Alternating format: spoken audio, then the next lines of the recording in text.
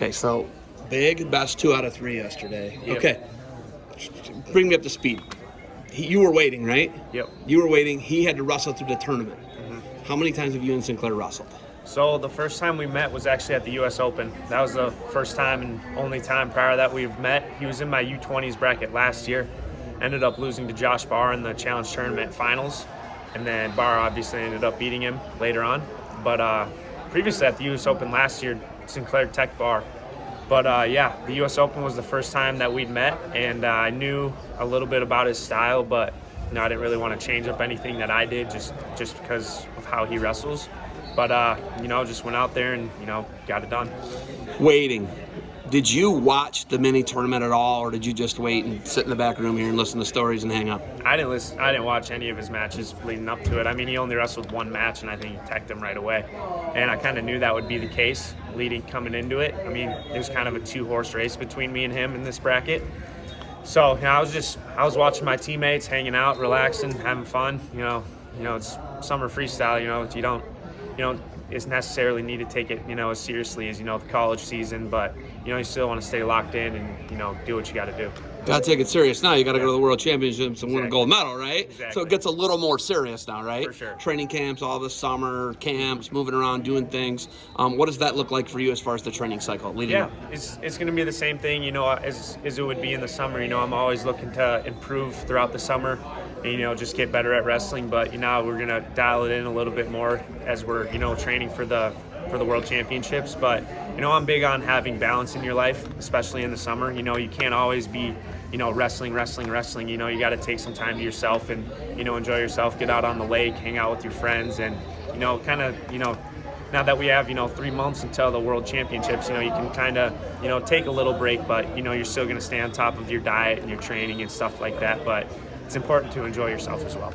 You do live in the land of 10,000 lakes. Exactly. Everybody knows that, right? You got to get out on the lake every now and again, have some, maybe throw the line in the water, catch some fish, right? Some of that, right? What is your guys' location and date? I know that the U23s is like Serbia. Yep. In October. When is yours? So we're in August, I believe the 19th. It starts. I think Greco starts on like the 19th. So I'll compete on the back end of it, probably like the 23rd, 24th of August. Okay. And it's in Bulgaria. So my U17 year when I made the team, we were in Rome, Italy. So it's kind of I would say a step back from Rome, Italy. That was kind of a once-in-a-lifetime thing. But, I'm excited to go to Bulgaria. Never been there. Had a couple of my teammates who've made world teams have been there. So they say it's a nice place, and it'll be cool to see. I was talking to Coach Roberts on the way over. I mean, it's like a stand-up comedian event. But we were talking about it's really weird for the guys that have to do it in October because it's right on the heels of the season. Yeah. And then you're wrestling in November in college events, and you need the RPI, and you got to get your win percentage up. Yep. And he was talking about that. That's going to be tough for these guys out here right now, the U23s. Sure. U20, is this your last year for U20? This is my last year for U20. So what the heck, right? You get 3 more years of this, so why not? Exactly. Yeah. It's like you said, like even coming up to August, like at the end of August, we report back to school September 1st. So, there's not going to be much downtime after the World Championships, but, my coaches will have a plan to, incorporate me in the right, training phases, maybe giving me a little bit of time off after World Championships and kind of adjusting my schedule. So I fully trust them and what their plan is for me. I just, listen to them, do what they say, and good things happen. This year, I thought you had, one of the better seasons of anybody at 184 pounds. Yeah. 2 of the best matches with 2 of the best guys. Yeah. Right? The semifinal in the NCAAs was unreal with Keck. Yep. Edge of the mat, we were talking about it last night. Yeah. Just one of the greatest exchanges I've seen in the last 15, 20 years in college wrestling. Yeah. Wild, right? Mm-hmm. You lose that crazy scramble with Keck, and just it's a nutty one, and you battle back, take third, right? Yep. You lose in the Big Ten finals and overtime. Mm-hmm. How much better those 2 matches make you to kind of gain momentum for a world title, win an NCAA title next year? Yeah, those 2 matches were big matches in my career.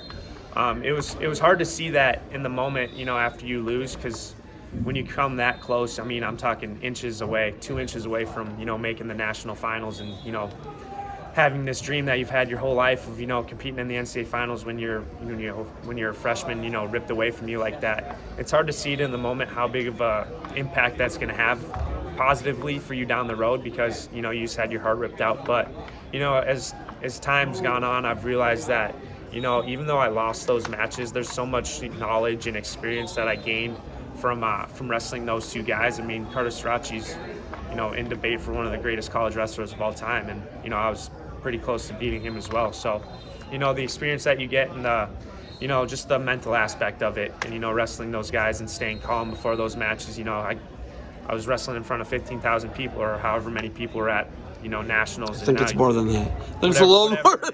It's good. Tens, you're wrestling in sold out crowds, and now you come here and you're wrestling in a gym. It's like, if I can do that, I can do this too. And so, but it doesn't matter where you wrestle. I mean, we could wrestle in a gym where there's no fans at all, and I'd still have the same mentality walking out there. So it doesn't matter. I just stay focused on what I'm doing and control what I can, and then just go out there and get it done. You stayed local, right? How far are you from the campus? So I'm from Waconia, Minnesota. So it's about, without traffic, I can make it in 35 minutes. With traffic, sometimes an hour. Okay. But, I'm super close. I've grown up a Gopher fan my whole life, and it was almost destined for me to compete for my home state.